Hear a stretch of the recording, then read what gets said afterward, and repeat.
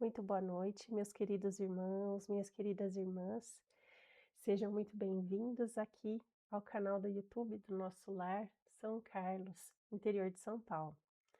Aqui a gente faz o Evangelho no Lar todas as quartas-feiras, a partir das 20 horas. Eu sempre entro um pouquinho antes para a gente fazer um bate-papo, mas o Evangelho em si começamos sempre às 20 horas, né? Iniciamos sempre às 20 horas. Hoje nós vamos dar continuação ao capítulo 5, no item 19, o mal e o remédio.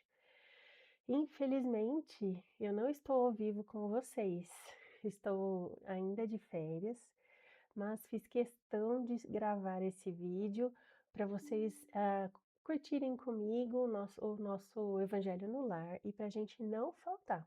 Afinal de contas, o nosso compromisso com a espiritualidade e com Jesus e as suas mensagens não pode ser interrompido, não é mesmo? A não ser que seja por um motivo muito grave. Mas, como eu me propus a fazer isso, então eu fiz com muito amor esse vídeo, gravei com muito amor, para que a gente não fique sem o nosso Evangelho no Lar. A gente sabe o quanto de benesses ele traz para a gente, para a nossa família. Quem começa a fazer e se disciplina a fazer realmente o Evangelho no Lar, percebe essa diferença, percebe o quanto a gente, o quanto o Evangelho no Lar auxilia a gente e o quanto ele faz bem para a nossa família, para a nossa harmonização do ambiente e tudo mais. Daqui a pouquinho a gente já começa e é importante que vocês se lembrem de pegar a sua água para ela ser fluidificada durante o trabalho, o estudo e também o seu livrinho, o Evangelho segundo o Espiritismo, que é o livro que a gente optou por começar a ler. O Evangelho no Lar consiste da leitura de um texto edificante, uma reflexão e uma oração inicial e uma oração final, né? Não é, não é um ritual, mas sim um roteirinho para a gente fazer.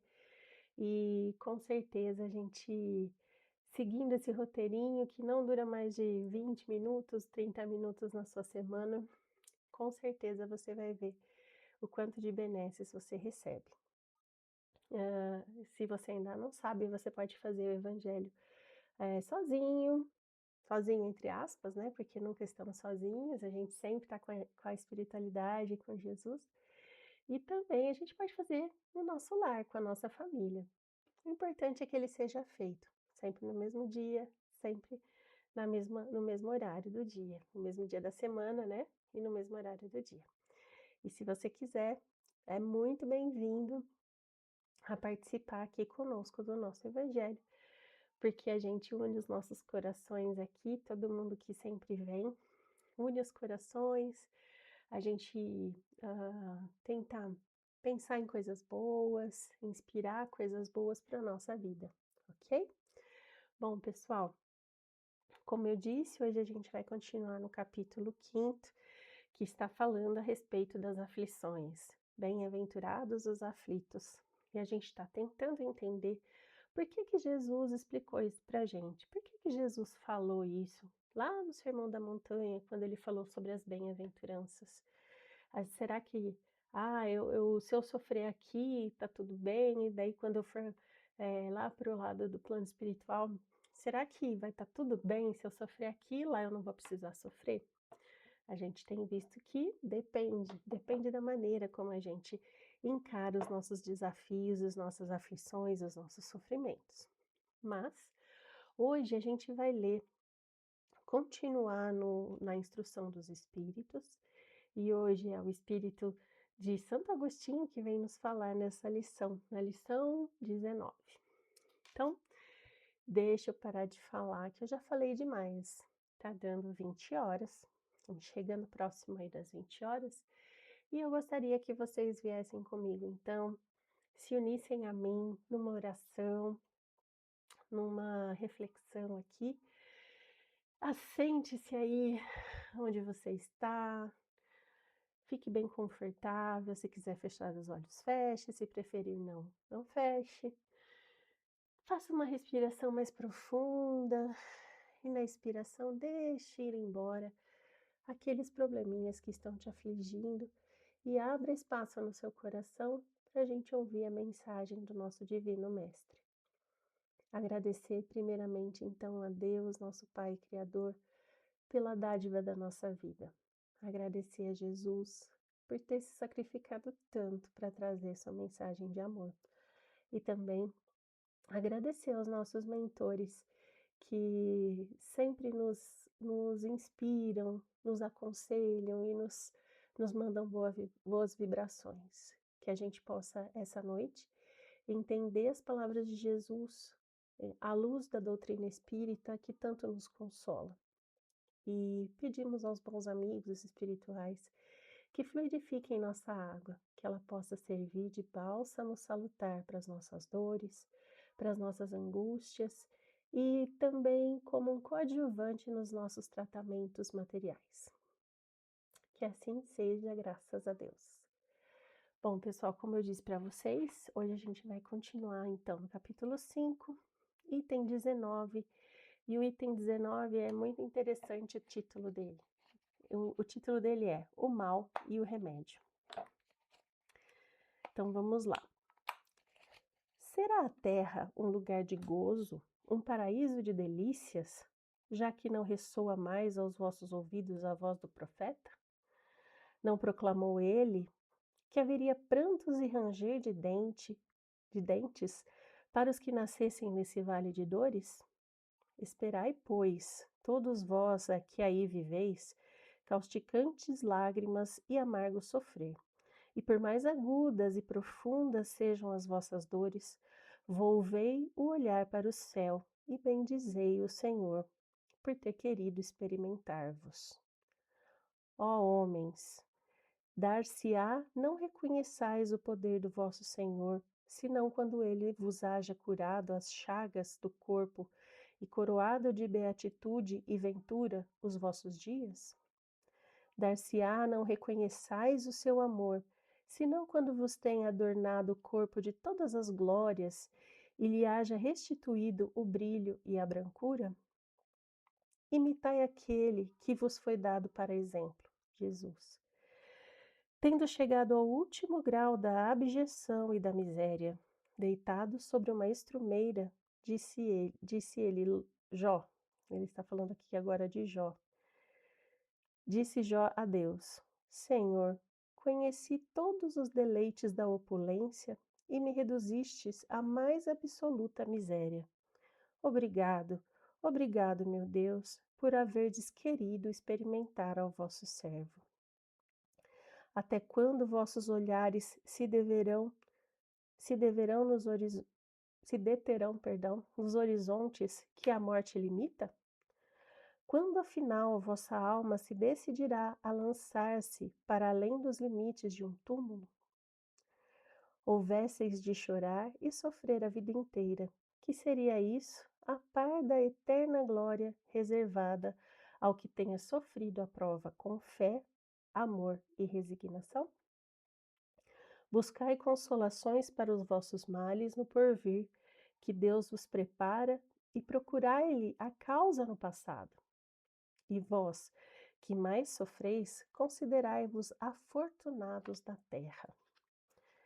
Como desencarnados, quando pairáveis no espaço, escolhestes as vossas provas, olha isso que interessante, julgando-vos bastante fortes para suportar. Por que agora murmurar? Vós que pedistes a riqueza e a glória, quereríeis sustentar a luta com a tentação de vencê-la. Vós, que pedistes para lutar de corpo e espírito contra o mal moral e físico, sabíeis que quanto mais forte fosse a prova, tanto mais gloriosa a vitória, e que, se triunfasseis, embora devesse o vosso corpo parar numa estrumeira, dele, ao morrer, se desprenderia uma alma de rutilante alvura e purificada pelo batismo da expiação e do sofrimento. Que remédio então prescrever aos atacados de obsessões cruéis e cruciantes males? Só um é infalível: a fé, o apelo ao céu. Se na maior da, se na maior, desculpa, gente, se na maior acerbidade de vossos sofrimentos entoardes hinos ao Senhor, o anjo à vossa cabeceira com a mão vos apontará o sinal da salvação e o lugar que um dia ocupareis. A fé é o remédio seguro do sofrimento. Mostra sempre os horizontes do infinito, diante dos quais se esvaem os poucos dias brumosos do presente. Não nos pergunteis, portanto, qual o remédio para curar tal úlcera ou tal chaga, para tal tentação ou tal prova. Lembrai-vos de que aquele que crê é forte pelo remédio da fé, e que aquele que duvida um instante de sua eficiência é imediatamente punido, porque logo sente as pungitivas angústias da aflição. O Senhor apôs o seu selo em todos os que nele creem.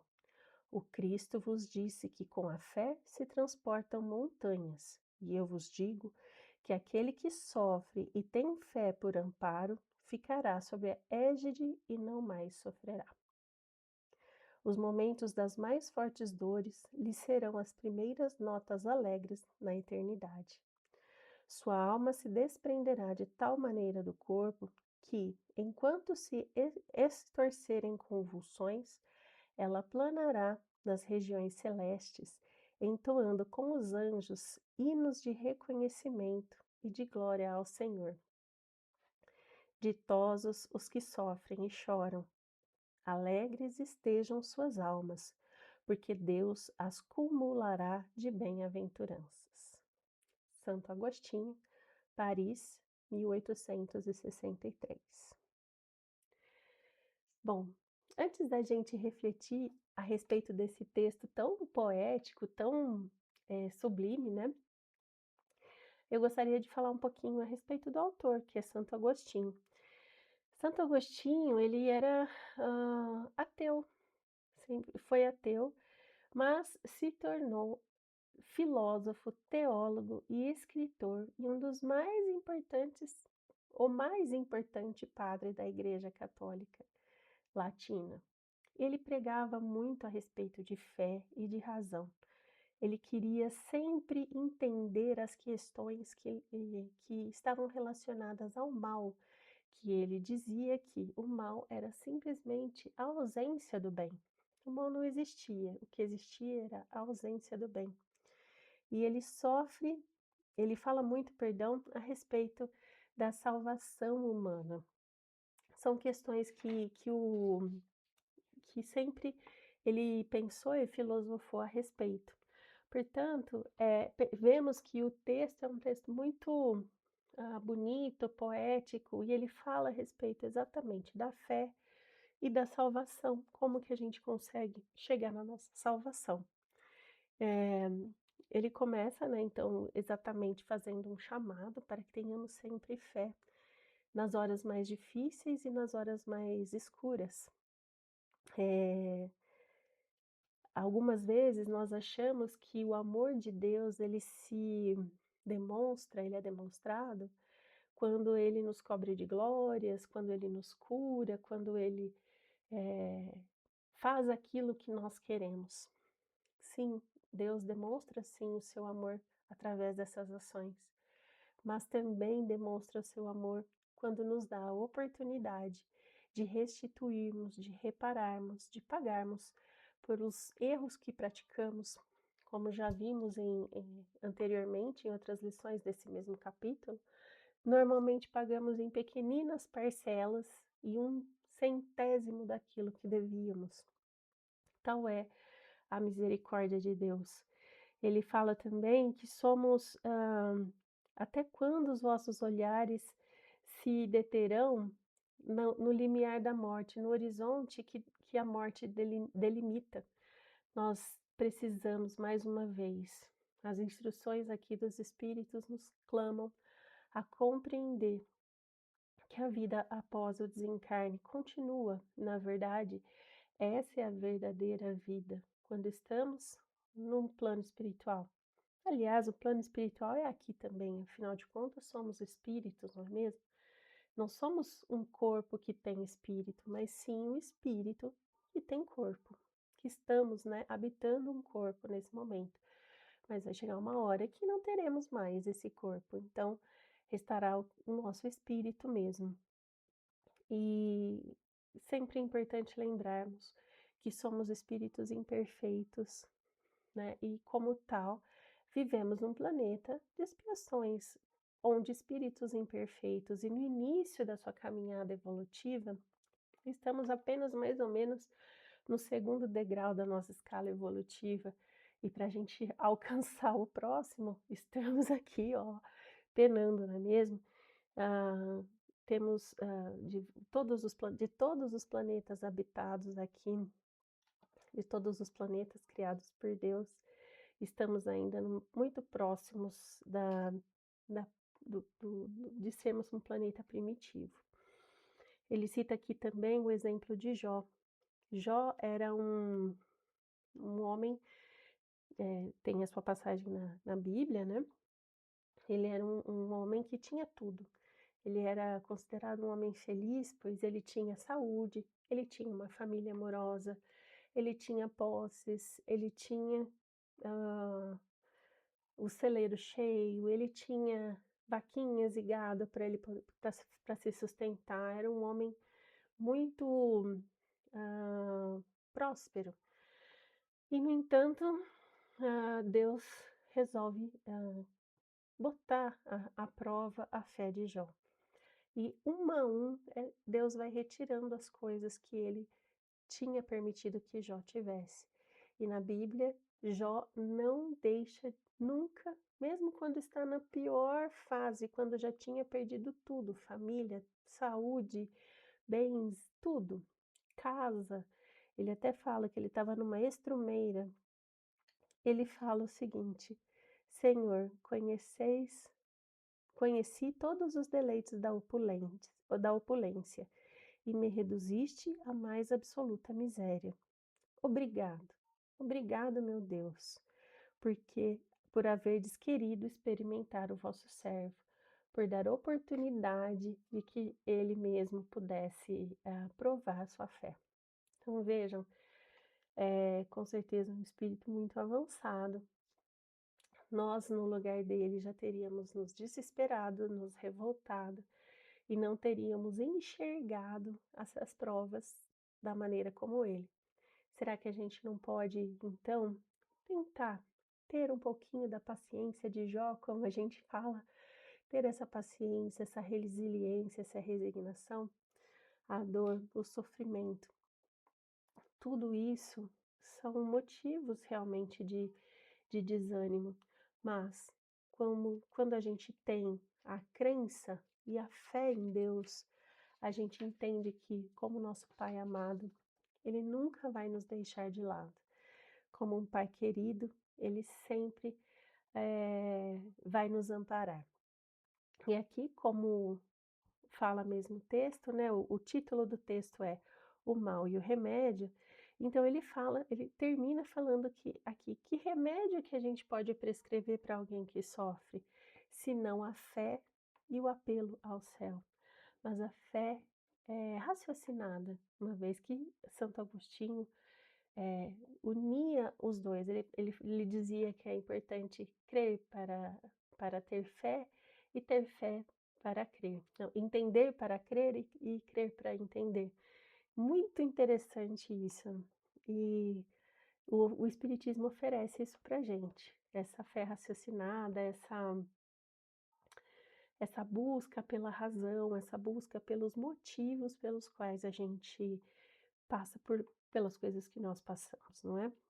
Então, ele dá um remédio para a gente, é a fé que nos ajuda a suportar e a superar os nossos desafios e as nossas dificuldades. Não é mesmo, pessoal? é muito importante que a gente não se esqueça que a oração, muitas vezes, a gente não dá muita importância, né, para ela, mas a oração é um instrumento poderosíssimo para que a gente consiga obter o que a gente precisa realmente para suportar as nossas dores, para viver melhor, para a gente viver de uma maneira mais cristã. Então, por hoje a reflexão que eu queria fazer é essa, e agora eu vou convidar vocês a se unirem novamente comigo no coração. Imaginemos aqui uma grande luz saindo do nosso coração e emanando por todo o planeta. Essa luz é uma luz muito bonita, de muito amor. E Jesus e seus emissários, eles pegam toda essa luz e trabalham com ela a ponto de distribuir por todo o planeta, a ponto de fazer com que essa luz chegue em todos os irmãos que precisam. Cheguem nos irmãos que agora estão sofrendo, sofrendo dores numa cama de hospital, sofrendo encarcerados por um erro que cometeram, pelas pessoas que sofrem nas guerras, pelas pessoas que sofrem com qualquer tipo de depressão, pensamentos suicidas, que Jesus possa fazer chegar essa nossa oração até eles. Rezamos também pelo nosso planeta, para que ele possa ter mais pensamentos positivos, mais boas vibrações do que más. E principalmente rezamos pelos nossos governantes, a quem foi dada a única e exclusiva e maravilhosa oportunidade de auxiliarem para o bem. E muitas vezes se equivocam, entendendo o poder de forma errônea. Agradecemos a Deus por todo esse amor. Agradecemos a Jesus por todas essas mensagens e por todo o amor e carinho que Ele tem conosco. E nos despedimos em paz, pedindo a Deus somente que nos abençoe a nós, a nossa família, aqueles que amamos e também aqueles a quem temos menos afeto, que a gente possa aprender a amá-los também. Então, que a semana de todos seja uma semana muito abençoada. Que assim seja. Muito obrigada, meus irmãos, minhas irmãs. Fiquem todos na paz de Jesus. Um grande abraço, com muito carinho. Na próxima quarta-feira estamos aqui novamente. Não me esqueçam, hein? Não se esqueçam de mim, combinado? Vejo vocês na próxima quarta. Um beijo.